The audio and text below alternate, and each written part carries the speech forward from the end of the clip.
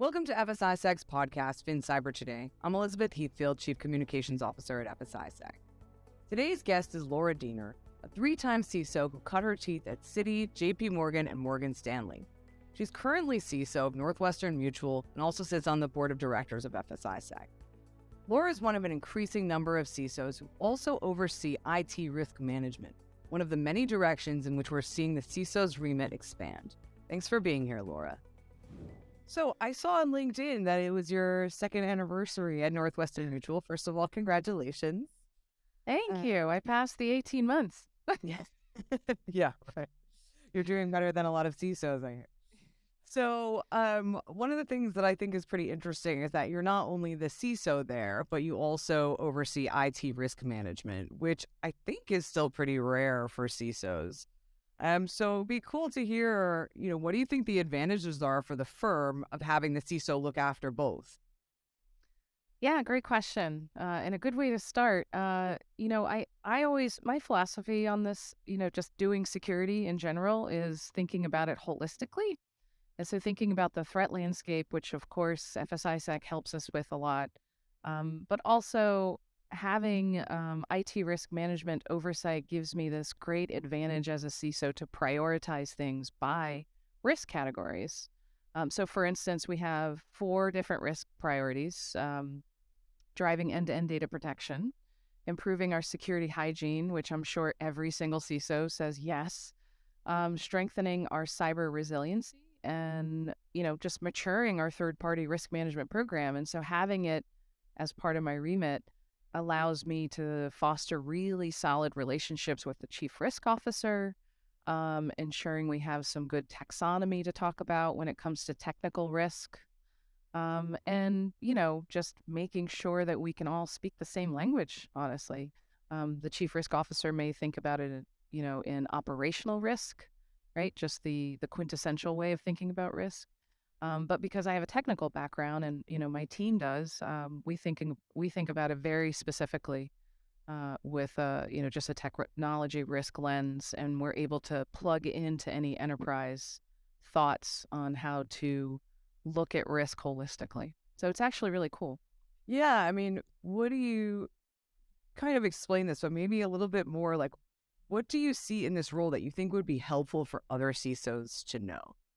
Yeah, I think the most important thing is what I said about the partnership. You don't necessarily have to be, in charge of everything enterprise risk management, right? You can have that small chunk of IT risk and maybe educate the masses on that, foundational risk equation with it: threat, vulnerability, impact, right? That's still the same. That hasn't really changed. Anybody who got a CISSP knows that that's still the same. And make it simple. It doesn't have to have, you don't have to have a math degree to figure out what IT risks are. You can still think about it as inherent risk, applying some controls, getting residual risk, and then working with the enterprise risk management team and the chief risk officer of showing how that works with their broader program. And then get everybody else to talk about like IT risks and in a similar way. It's not easy. I'm saying it's, it's simple. It's not. It is part education, part being a practitioner in cybersecurity, and then just applying it in a lens that both technologists and people outside of technology can understand. How is that ability to translate the technical into the non-technical, into the business, been honed? You've been a CISO. This is your third CISO role. How has that been honed over time for you? And what kind of, I guess, lessons on as the CISO becomes increasingly important and increasingly visible executive within the business, what kind of advice can you give in terms of how to do that translation? Yeah, if I had a time machine and I went back to my first CISO role, I would actually tell myself what you just said, Elizabeth, is, it's really important to take the acumen and make sure other people understand what you're saying, right? I really wish I had the empathy when I first went into that first CISO role. When I got my CISO wings, I really wish I had better empathy and respect for explaining things for, anyone to understand, but more importantly for public relations to get prepared for the not if but when scenario, for legal to really understand, like I might be speaking in acronyms and technical speak, but they have to understand what we're going to do in that if but when scenario, right? And also even having a good connection with our marketing team, because if we did have a situation, which I did in that first CISO job, we have to have conversations with our clients, and that reduce technical speak, but also bringing it to light so that everyone can understand it was so important. And it's not that I didn't do it. It was just that there was some trial and error and a bit of pain. And I honestly wish I could have told myself back then that it's important to not lose the technical acumen that I have, just make it so that other people can understand it depending on their role or depending on what the audience is or who we have to talk to in that crisis situation that I found myself in. You mentioned it. So, can you talk a little bit about what you learned from being in a real crisis situation? Wow, yeah, I did mention it, didn't I? I just walked into that. So it's funny. They don't. I'm sure there's courses now. I can tell you, 23 years ago when I got my computer science degree, there wasn't a course in like how to remain calm, right, in the middle of such a situation like that.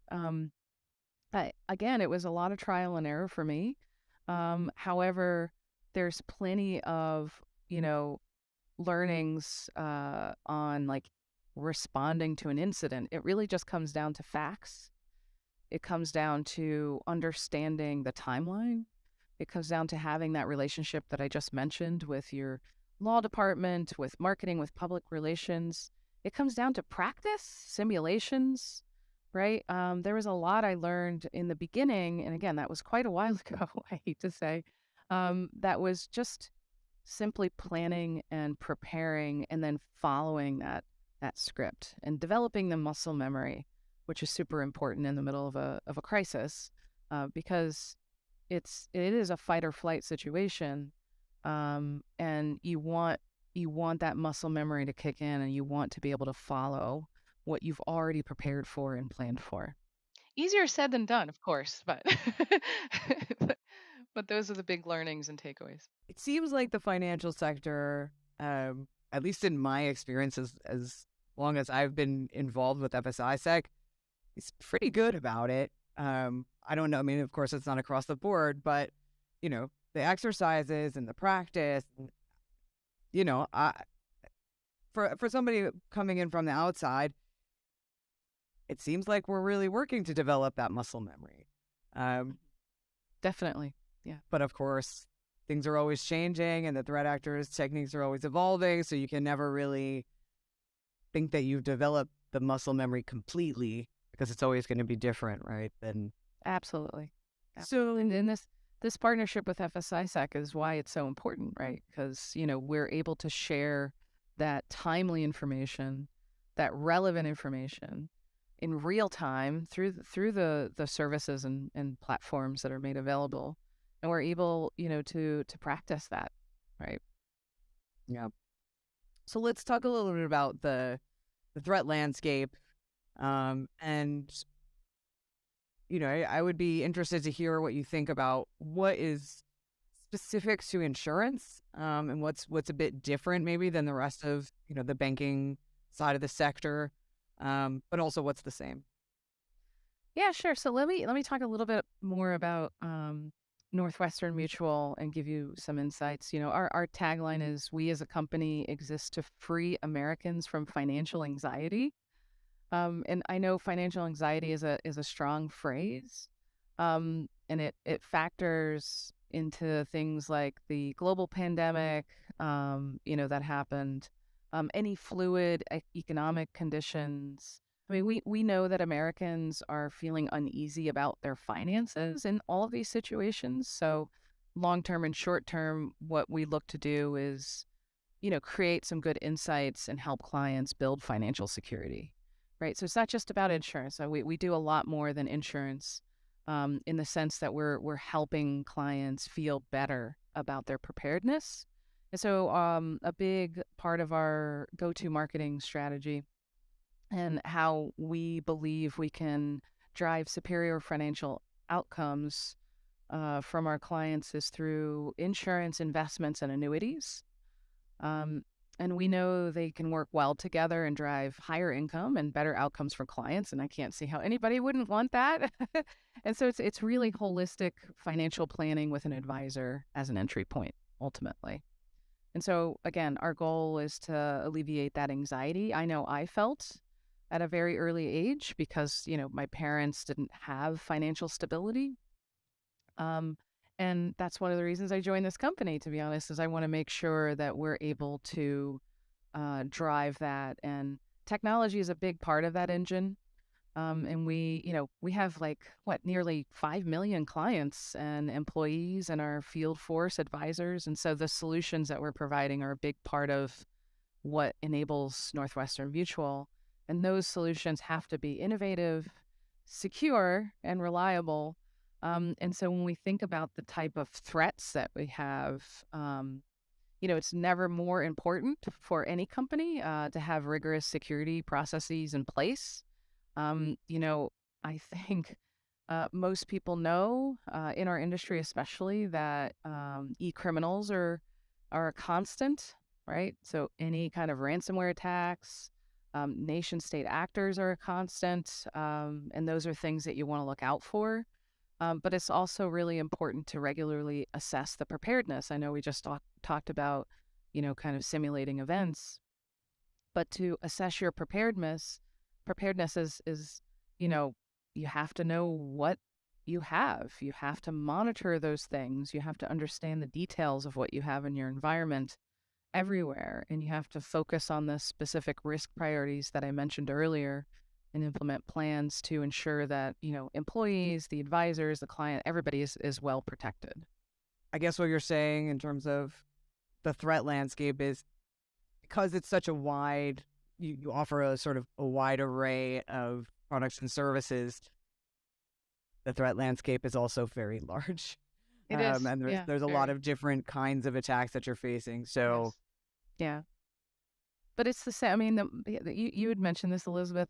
Financial services has been doing this, right, for a while. Has been defending, and you know, it's important to keep up with that increased complexity, right? Because that increased complexity changes. It changes constantly, and the timely threat information is what's really important. This is why I stand behind FS-ISAC so much, is to make sure that we're sharing that information, whether it's the criminal actors or any APT or even some insiders or anything. It doesn't matter. It doesn't matter where the threats are coming from, as long as we're able to learn from those tactics, techniques, and protocols and apply them to our own environment. So let's talk about some of the newest, hypiest technologies coming down the pike that could have an impact. So everybody's obviously talking about ChatGPT and the larger, simulation AI. I mean, can you talk a little bit about, we talked a little bit earlier about how practically you're looking at it. And I think that, given that wherever we are in the hype cycle, it's high, the hype is high. I'd love to hear, your various kind of practical outlook on how you're looking at it and how you're looking at it as it develops with cyber. Yeah. I mean, what an interesting time to be, though, right? Like I'm as a computer scientist, this is pretty exciting that we've come to this place and the evolution of technology.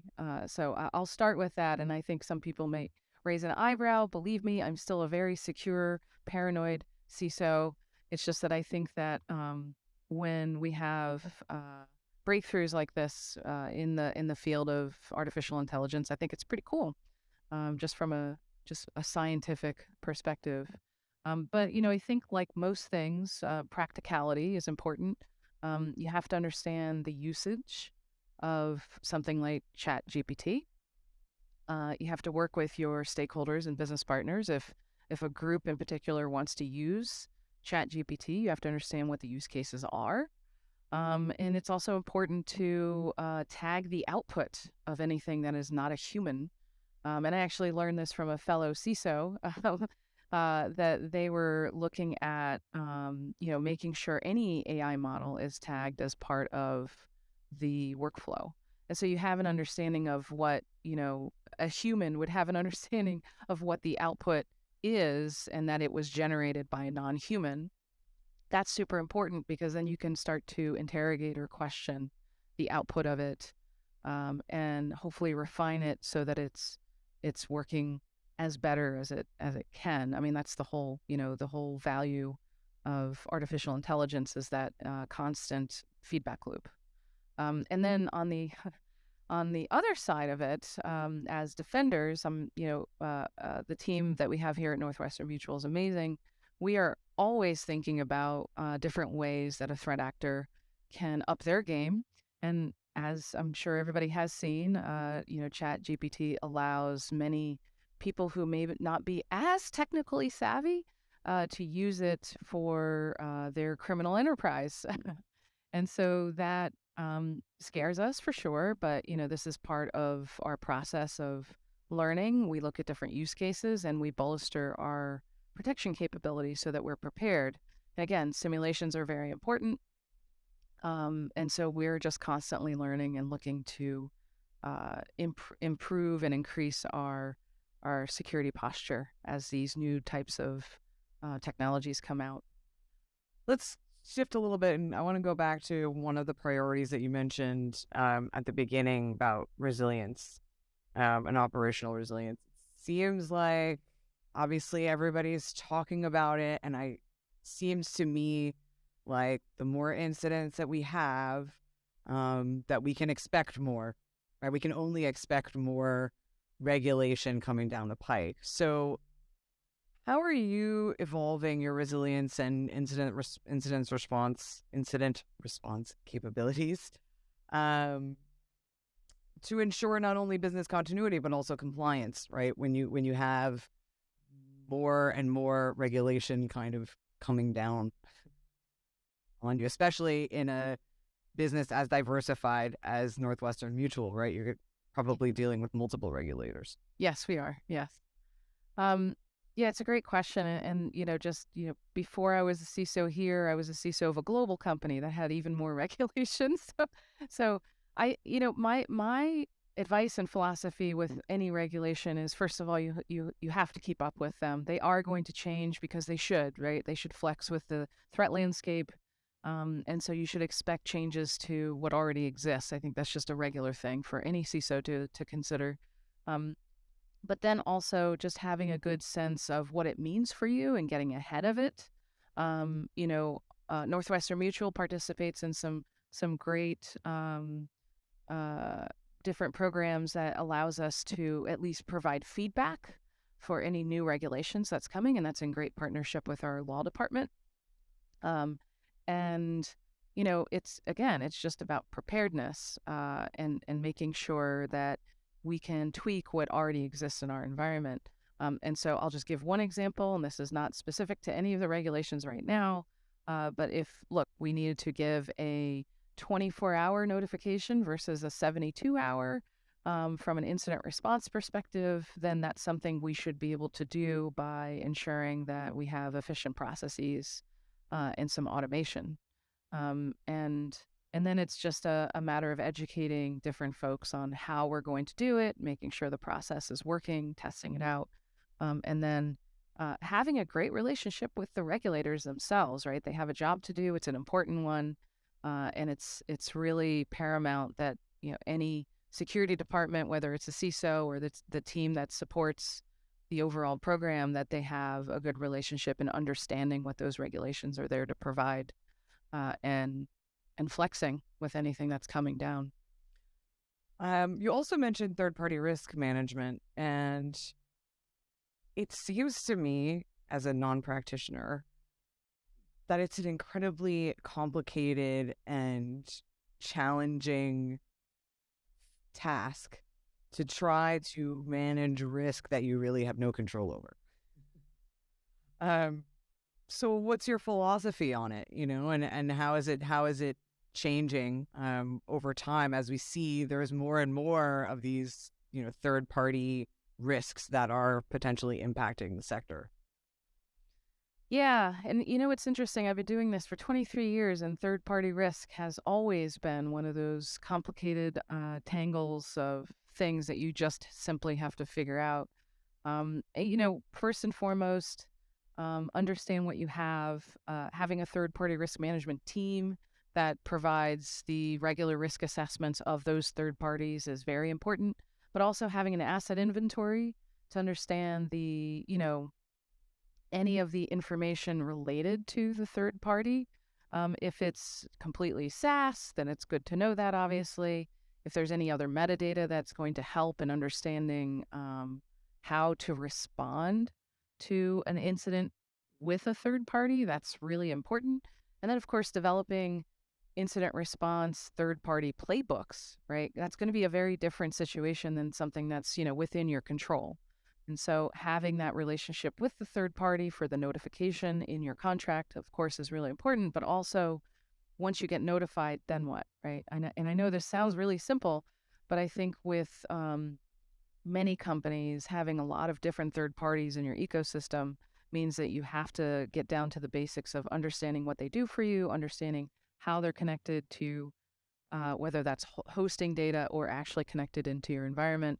And then being able to respond when an incident actually happens with that third party. And then again, more importantly, making sure that if something was to happen, that you're prepared with statements, public relations wise, and understanding how to address any concerns that a client would have. For instance, if a client didn't know that you were hosting the data, then that's probably a situation that you're going to have to get ahead of and ensure that you're following, all of the best practices to protect that data. Okay, let's shift gears a little bit. Maybe be a little lighter. What advice do you have for maybe say mid-senior people who want to become a CISO? Why? I sound really calm. I sound really calm, but I do a lot of yoga and meditation. It is a hard job. No, for all seriousness, I think you do have to ask yourself why. Why is it important for you to become a chief information security officer? Because if it's about notoriety and money, then I think that you should rethink it. Being a CISO is wonderful, but leadership is a calling. My mentor, Jim Routh, told me that once, and I think he's amazing with all of his wisdom. And I think that the leadership as a calling one is very real when it comes to being a CISO. I'm a servant leader, so building an amazing team around me means that I'm okay not to know everything and to ensure that my team can educate me. I think that's really important. If that's not what you're all about, I don't know if you want to be a CISO, frankly. I think that it's important to ensure that you're adopting a lot of leadership qualities, and it's more about leadership than it is about the notoriety and everything that comes with a C title. And it's hard. It's really hard. You have to talk to regulators. You have to talk to the board. You have to talk to the clients. So the job may seem glamorous, but it's about ensuring that the team gets everything that they need and that you're putting your all into the leadership aspects of it.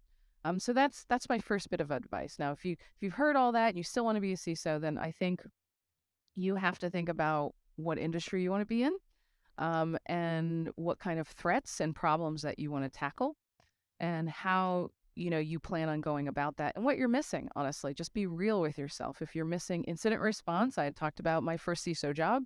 If you're missing that, then go get some training on it, because it's important that you understand all those aspects.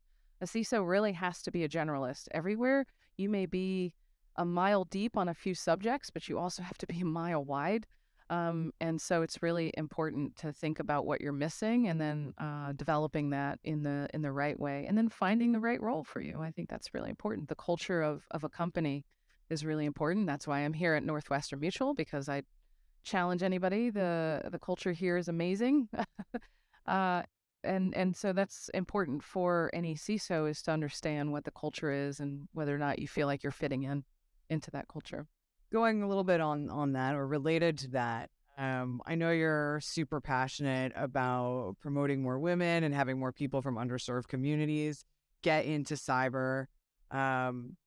You've talked about, I read an article, I think, that you were quoted in talking about having a workforce plan and thinking strategically and holistically about your team, and then not necessarily hiring for particular skills, but more for capacity to learn, passion, Grit. and that kind of thing, and grit.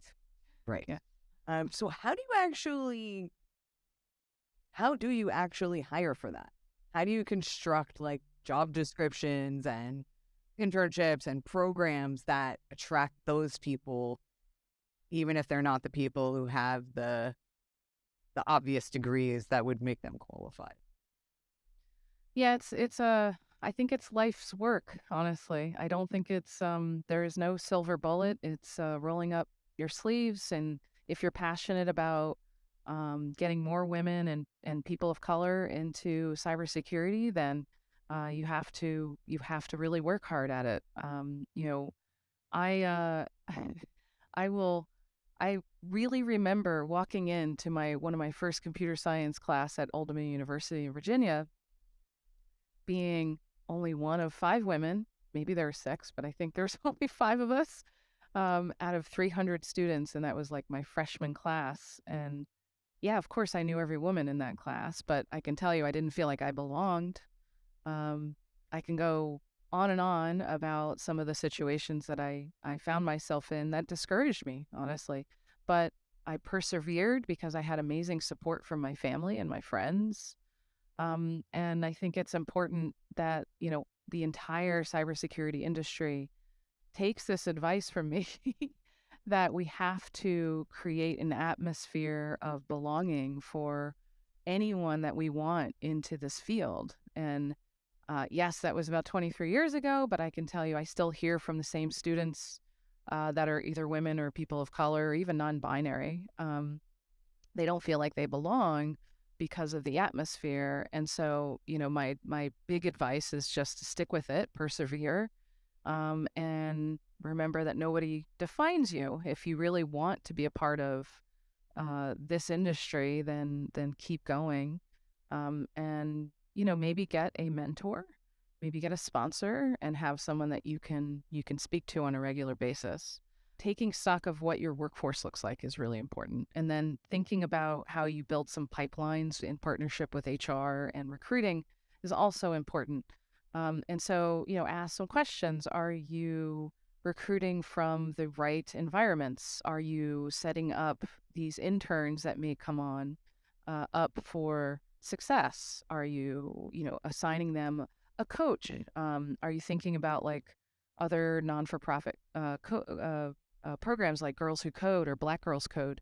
Are you recruiting from historically Black colleges and universities? So thinking about all those is really important. But you, Elizabeth, you had mentioned the job description.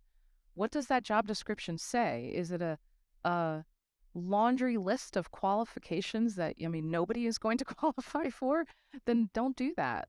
Think about reimagining how your job descriptions are looking, and also making sure that your interview panel is diverse. Super important, because if women or people of color or non-binary, like if anybody who is applying for a role at your company wants to see themselves, and so super important that you work on those types of foundational aspects if you're trying to recruit more women, people of color into your organization.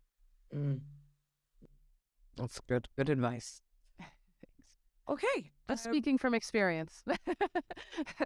Yeah, I mean, it's interesting, because when I think about, I get that you can't have a laundry list of qualifications, right? That people, it's going to be impossible for especially people who don't come from the exact traditional pipeline to attain that. But I guess my question is, how would you know? Except obviously from, I guess, interviewing them and asking them to tell stories about it. How would you know that they have grit? Yeah, so the interview process is really important. Double down on how you're doing that interview process. You don't want to waste their time. You don't want to waste your own time. And ask open-ended questions. Like, I'm giving you a situation. I'd like to see how you'd handle it. And then take note. Listen. Be very intentional about how they're answering the question. Ask more probing questions based on how they answer. There's red flags to look out for sure. You don't want absolutes, obviously. You want somebody that's being real and authentic, and then you want to see how they would actually persevere through a crisis, for instance, if that's one of the questions that you want to ask. But also pressure test it with other interviewers, right? See if you can ask a similar question. Maybe not exactly the same, but something similar, and see how they react. And if it's vastly different, then again, I would have somebody else ask the same question to see if it's at least consistent in some ways. Can you put the case out? I mean, I certainly hear that some people are truly passionate about the bringing more diversity, and some people I think are more think that they should do it because they think that they should do it now because everybody's talking about it. Yeah. Can you just make like the business case for why diversity, especially in cybersecurity, is actually really important? Yeah, absolutely. I mean, I obviously do speak from experience because I myself I am North African. I was born in Morocco and emigrated to the United States. My father was in the U.S. Navy, so I did get to bounce around about a lot and learn about different parts of the United States, but maintain my Moroccan culture, mostly through food, by the way. Make a lot of Moroccan food I in need my to come house. over to your house for some couscous. Yeah, exactly. But listen, at the end of the day, what I get to contribute, and this goes throughout my entire career, at all of the different companies I've worked for, what I get to contribute is my perspective, right? And if you are surrounding yourself with the same perspectives, then you're going to miss out, right? And like, let's just take a simple example of a website. If you have a global website and that global website is representing one state, one city, one country, then, other clients outside of that state, country, city, whatever, it's not going to resonate with them, right? You want to adopt some language that really hooks them. You want to adopt some different ways of thinking about things. And so, think about it from a security perspective as well. The criminals are diverse. They're not all in one country, right? And so if you want to really contend with any of these threat actors, then your team should have a reflection of diversity. You want to gain all of their perspectives and understand how they would solve problems. Because there's probably something that you're missing if you have, your own perspective on things. Even me, I'm Moroccan.